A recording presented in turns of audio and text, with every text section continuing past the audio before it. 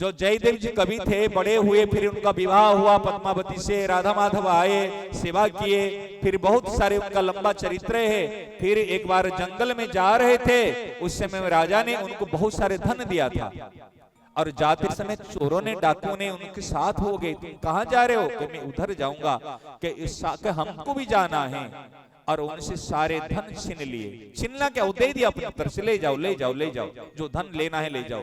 उन्होंने सोचा ये तो धन तो दे रहा है, जाके राजा को कह देगा, हमको फिर बंधवा देगा, मरवा देगा। तो उन्होंने क्या किया, तो उन्होंने कहा, किसी ने कहा इसको तो छोड़ दो, किसी ने कहा छोड़ेंगे नहीं, इसको तो मार देंगे। मार देगा तो फिर कहीं कहेगा नहीं। एक ने कहा ना, मारो मत, उन्होंने कुछ अपराध किया नहीं, मारो मत। उसके दोनों हाथ और दोनों पांव काट करके कुआं में डाल दिया। अब सोचो,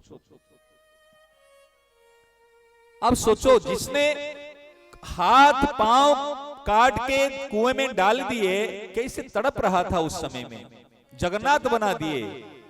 उस समय में राजा लक्ष्मण सेन गए थे शिकार खेलने के लिए, देखे कोई कुएं के अंदर आवाज आ रही है, उसको उठाए, देखे तो हाथ पांव नहीं। उन्होंने पूछा ये दशा किसने की? उन्होंने चोरों को पहचानते हैं, लेकिन चोरों का नाम नहीं बताया। उन्होंने घर पे ले गए और उनको इलाज कराए। नाम जयदेव जी का तो सुना था, लेकिन ये जयदेव है उनको पता नहीं था। और जैसे लेके उनके इलाज कराए और उनसे गीत गोविंद आदि श्रवण किए। अरे ये तो हमारे गुरु है, जयदेव कवि है, बंगाल के बड़े प्रसिद्ध संत है। तो फिर एक बार उन्होंने राजा ने कहा, कहे गुरुजी मैं क्या करूं, मेरा कल्याण का रास्ता बताओ। कहे तुम सबकी सेवा करो, सबको संतों की सेवा करो। उन्होंने बहुत संतों को निमंत्रण दिया, संत भोजन करने के लिए आते थे, दान दक्षिणा वस्त्र आदि सब देता था। एक बार जो चोरों ने जो उनको हाथ पांव कटवाए थे, उनको लगा राजा तो संतों की सेवा करता है। उन्होंने संत का भेष धारण करके, बुझो ना, उन्होंने संतों का भेष धारण करके, चार जो डाकू थे वो आए और देखे तो जयदेव जी हाथ पांव कटे हुए बैठे, राजा जाकर प्रणाम कर रहे, और जयदेव जी को देखकर उनका पसीना छूट गया। अरे राम राम, ये बैठा हुआ अभी तक जिनको हमने मारे थे, ये तो बैठा हुआ है, ये तो अभी पकड़ा लेगा, मरवा देगा। और जैसे उन्होंने दर्शन किया, मन से उन्होंने प्रणाम किया, हाथ पांव तो नहीं थे, प्रणाम किया, और राजा को कह रहे, राजन आज तेरा बड़ा सौभाग्य है कि क्या, कि आज ऐसे बड़े बड़े महापुरुष तेरे घर में आए हैं, तो आज धन्य हो गया। और जितने तेरे पास में शक्ति सामर्थ्य और सबकी भरपूर सेवा करना। वो राजा सोचता है, आज तक तो मेरे गुरुजी ने ऐसी बड़ाई तो किसी संतों की नहीं की थी, ये तो कोई बड़े उच्च कोटि के महात्मा शायद आए हैं और उनकी सेवा करने के लिए, और इनको बढ़िया से मिष्ठान पकवान खिलाना, दान दक्षिणा देना। और रसगुल्ले कहाँ उनकी गले पे जा रहे, उतर रहे, वो तो कांप रहे बिल्कुल। ये तो कहीं तो जहर तो नहीं मिला दिया, कहीं तो कुछ मारने का प्रयास तो नहीं कर रहा है, षड्यंत्र तो नहीं कर रहा है। जब बढ़िया से भोजन करा दिया, दान दक्षिणा देने के लिए, वो कैसे उठा के लेंगे? चार व्यक्ति को सामान उठाने के लिए दिए। सामान उठाने के लिए रास्ता में लेके आ रहे थे, वो रास्ता में सामान उठाने वाले लोग पूछते हैं, कहे अच्छा बताओ महात्मा जी, बहुत महात्मा लोग यहाँ आते हैं, आपको इतने सम्मान राजा ने क्यों किया? और राजा के गुरुजी ने भी आपको सम्मान किया। और वो लोगों ने क्या बोले समझ रहे? वो लोग कह रहे, अरे देखो निंदा कितनी बुरी बात है।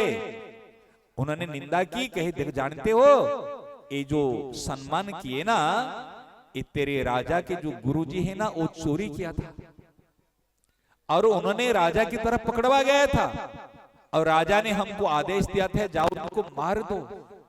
जंगल पे ले आकर हम मारा नहीं, उनके हाथ पांव काट के उनको छोड़ दिया था, इसीलिए हमको राजी होकर उन्होंने इतने धन दौलत दिया है। देखो कितनी बुरी बात है।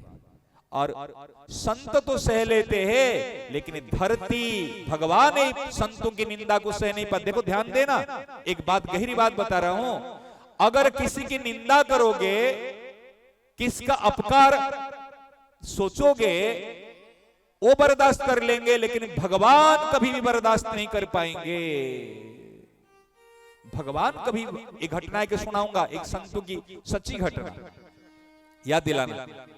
भगवान बर्दाश्त नहीं कर पाएंगे, भगवान उसके पक्ष में खड़े हो जाएंगे और उनका साथ देंगे, ऐसी बात है। और जैसे उन्होंने निंदा की, धरती फट गई और चारों डाकुओं ने उसी के अंदर घुस गए। फिर धरती हो गई, बंद हो गई। उन्होंने खाली हाथ में आकर कहे, अरे ये सब क्या हुआ? और जैसे आकर उन्होंने जयदेव कवि के पास में चारों की घटना सुनाई, जयदेव कवि को इतना दुख हुआ जैसे मेरा सब कुछ चला गया, आज वो मर गए, धरती के अंदर घुस गए। और उन्होंने जैसे कांदना शुरू किए, रोना शुरू किए, हाथ तो नहीं है, और आंसू कैसे पोछे? आंसू पोछने के लिए ठुंडा हाथ को यूं कर रहे थे, नया नया हाथ, नया नया पांव आ गया उस समय में। निताय गौर हरि बोल। वो चारों को और आश्चर्य हो गया, अरे इनके तो चारों डाकुओं ने तो अंदर में धरती में घुस गए और इनका नया हाथ पांव आ गया, क्या कारण है? फिर प्रार्थना की तो कहे ऐसी ऐसी घटना है और मेरे साथ में ऐसी ऐसी घटना हुई थी। इसलिए मैं सबसे बात बता रहा हूं, यदि जीवन में भगवान का प्रिय बनना हो, किसी के प्रति भी निंदा, द्वेष, जलन, शत्रुता भाव को छोड़ दो और सहन कर लो। जो सहन करता है भगवान उसके साथ रहते हैं,